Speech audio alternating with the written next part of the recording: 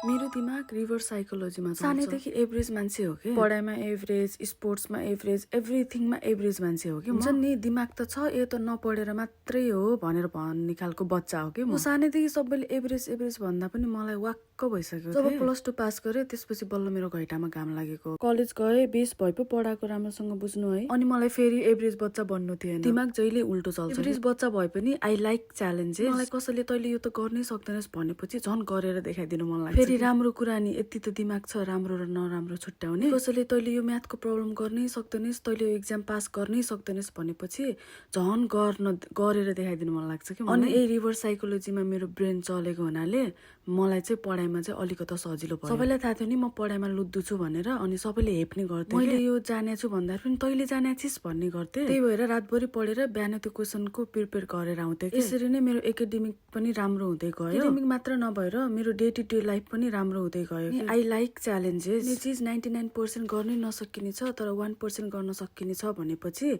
म 1% मा पनि मेहनत गर्छु। पर्सेन्ट त चान्स छ भन्छु कि म। अनि पछि आएर थाहा भयो कि मेरो ब्रेन रिभर्स साइकोलोजीमा चलिरहेछ भनेर। I love it. जेस पुरा भइसकेपछि त्यो पाएको डोपामिन र सक्सेस यस्तो मजाको हुन्छ नि। एउटा मिम छ नि देखिस् भन्ने, त्यसैको याद आउँछ कि। मैले भनेको सबै चिज त पुरा भएको छैन तर कुनै कुनै चिजहरू चाहिँ पुरा गरेको छु मैले आफैले। जिन्दगीमा गर्नुपर्ने धेरै चिज बाँकी छ। आजलाई यति नै गाइस, फेरि भेटौँला, बाई।